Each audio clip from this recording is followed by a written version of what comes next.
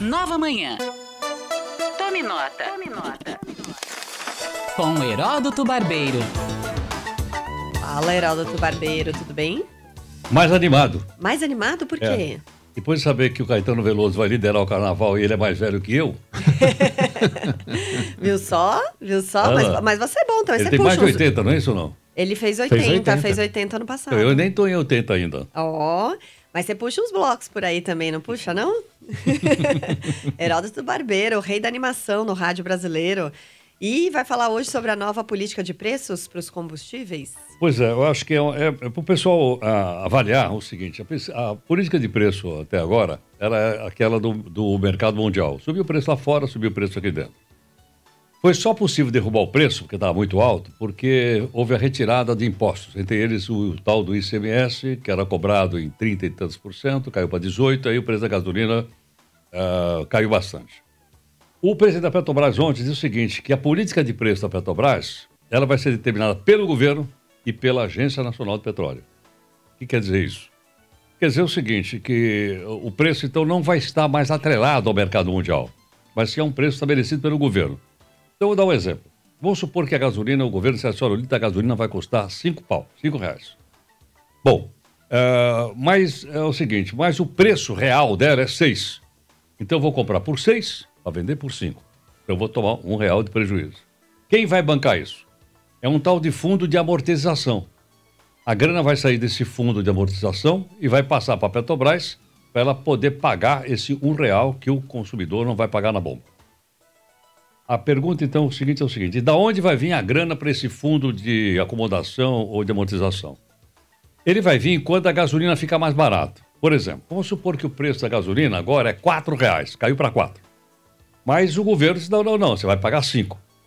Então, esse R$1 que você pagou a mais vai para esse fundo de estabilização. Então, seria dessa forma que seria compensado, não é, o que a Petrobras gastar a maior, ela vai ter no caixa para poder pagar depois, se porventura precisar desse dinheiro. Então, com isso, teoricamente, o preço ficaria estável em R$5 e não mais dependendo da flutuação do preço internacional.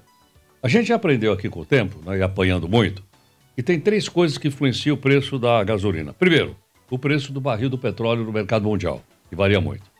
Segundo, a variação do dólar. Quando o dólar está mais caro, você gasta mais reais para comprar o mesmo barril. E terceiro, imposto. Então, esses 3 componentes são responsáveis diretamente, tem outros pequenininhos, mas são os maiores, que determinam o preço do combustível.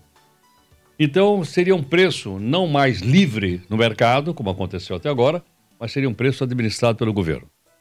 Aí a pergunta que não quer calar é o seguinte, será que vai dar certo ou não vai dar certo? Não sei. Mas eu estive olhando também aonde existe isso. Existe em outros países do mundo? Existe. Num único. Qual? Na Colômbia. Deu certo? No começo sim, depois não. No começo deu certo, depois mudou o governo, aí deu não.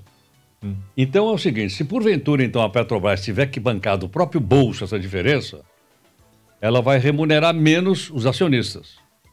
O maior acionista da Petrobras, que não é uma empresa estatal, é uma empresa de capital misto, o governo leva por ano 34 bilhões de dólares.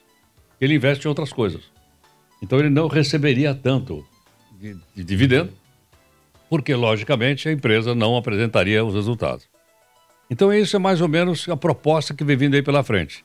Eu estou só explicando, não estou opinando, para as pessoas entenderem, depois tirarem suas próprias conclusões e por aí afora. Agora tem um detalhe. Eu digo sempre que a Petrobras é uma empresa de capital misto. Ela chama Petróleo Brasileiro Sociedade Anônima.